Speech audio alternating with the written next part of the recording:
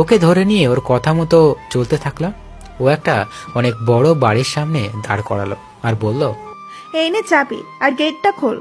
আমি তো বাড়ি দেখেই অবাক, এত বড় বাড়িতে থাকে। বাড়ির গেট খুললাম, খুলে ওকে নিয়ে বাড়ির ভিতরে গেলাম। তখনই দেখি মা কল দিছে, তাই ধরিয়ে কল ধরে বললাম, মা আমি ঠিক আছে, আর আমি বাড়ির কাছাকাছি এসে পড়ছি। এটা বলে কল কেটে দিলাম।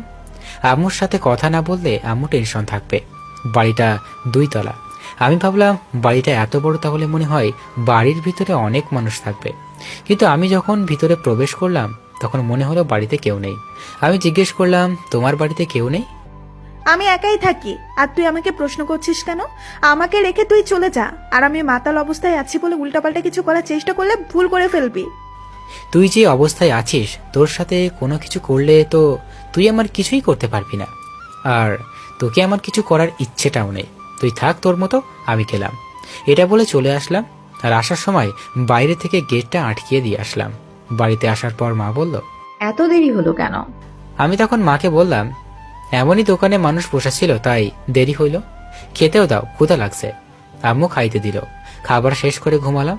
ঘুম থেকে উঠে ফজরের নামাজ পড়লাম, পরে দোকানে রওনা দিলাম। শীতের দিন, কুয়াশা কুয়াশা রাস্তা। শীত পড়েনি, পড়বে পড়বে ভাব। আবহাওয়াটা অনেক সুন্দর লাগছে। দোকানে গিয়ে রিফাতকে কল দিয়ে আসতে বললাম। রিফাত আসলো। আমি ওকে চা বানিয়ে দিলাম আর বাইকের ঘটনাটা বললাম। রিফাত বলল, ঠিক আছে, আমি দেখতেছি খোঁজ নিয়ে। সেদিনের মতো রিফাত চলে গেল। আমি দোকানদারি করতে লাগলাম। 2 দিন কেটে গেল। এই 2 দিন সাইফাতুল্লের দেখা পাইনি। 3 দিন 3 রাতে ওই সেদিনের লোকগুলো আবার আসলো। আমি ওই লোকটিকে দেখার পর আমি রিফাতকে কল দিয়ে বলে দিই ওদেরকে ফলো করতে। রিফাত ওদের পেছনে লোক লাগিয়ে দেয়। একই প্রক্রিয়া অবলম্বন করে বাইক এক্সচেঞ্জ করে চলে যায়। আর আমি সেদিনের মতো চলে আসি। আব্বুর শরীরটা সুস্থ, তাই সকালে আব্বু দোকানে যাবে, তাই আমি লম্বা একটা ঘুম দিই। সকালে ঘুম থেকে উঠে আমি আর ফারিয়া খাইতে বসছি। তখন ফারিয়া বলল, ভাইয়া আমাকে স্কুলে দিয়ে আসবি একটু? তুই কি পিচ্ছি নাকি রে, তোকে স্কুলে দিয়ে আসতে হবে? কিছু বখাটে ছেলে আমাকে ডিস্টার্ব করে, বাজে কথা বলে। ফারিয়ার কথা শুনে রাগ উঠে যায়, কিন্তু রাগ কন্ট্রোল করে বলি, ঠিক আছে আমি যাব তোর সাথে। পরে খাবার খেয়ে ফারিয়ার সাথে যাই, আর ওরা আমার সামনেই খারাপ মন্তব্য করতে থাকে। আমি ফারিয়াকে বলি, তুমি যাও, আমি কথা বলছি। আমি গিয়ে ওদেরকে বললাম, দেখো তোমরা আমার বয়সে ছোট হবে, আমি তোমাদের বড় ভাই হিসাবে কথা বলি। তোমরা মেয়েদের উত্ত্যক্ত করা ছেড়ে দাও, এসব করা ভালো না। ওদের মধ্য থেকে একটি ছেলে বলে উঠল, তুই জ্ঞান দেওয়ার কে রে? ভালোভাবে বলছি, শুধরে যাও, তা না হলে অনেক পস্তাবে। এটা বলার সাথে সাথে একটা ছেলে এসে আমার শার্টের কলার ধরে বলল, তুই পস্তাবি রে। তুই আমাদেরকে চিনিস? আমার এলাকার সবচেয়ে বড় গ্যাংয়ের সদস্য। আমাদের বসের নাম শুনলে অনেকের প্যান্টে হিসু করে দেয়। তোদের বসের নাম কি রে? একটি ছেলে বলল, আমাদের বসের নাম সোহেল, এলাকার সবার বড় ভাই।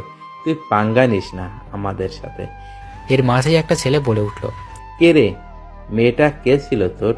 তোর রক্ষিতা না গার্লফ্রেন্ড? এই কথা শুনে আমার রাগটা আর প্রচুর পরিমাণে উঠে যায়। তাও আমি কন্ট্রোল করে বলি, ও আমার বোন হয়, কথা ভালো করে বল। তখন আর একটা ছেলে বলে উঠল, ওই ওকে সম্মান দিয়ে কথা বল, ও আমাদের সবার হবু সম্বন্ধে। এটা বলে সবাই জোরে জোরে হেসে দিই। আমি ওখান থেকে সরে আসি আর দূরে এসে ওদের ফটো তুলে রিফাতকে বলি গোডাউনে নিয়ে যেতে, আর সবাইকে বলে দেখ সুফো ভাই আসতেছে। এটা বলার পর আমি বাড়িতে চলে গেলাম। আর বাড়িতে গিয়ে আম্মুকে বললাম, আম্মু আমি একটু কুড়িগ্রাম যাবো। এটা বলে আমি বাড়ি থেকে বের হয়ে পড়ি। এদিকে রিফাত কিছু লোক নিয়ে চলে হাই স্কুলের গেটের সামনে। রিফাত ওদের নাকে কিছু দেয় আর গোডাউনে নিয়ে যায়। আমি আমার আর একটা লোককে বলি সোহেল নামের ছেলেকে, যে টিম চালায়, ওকে খুঁজে বের করে গোডাউনে নিয়ে আসতে।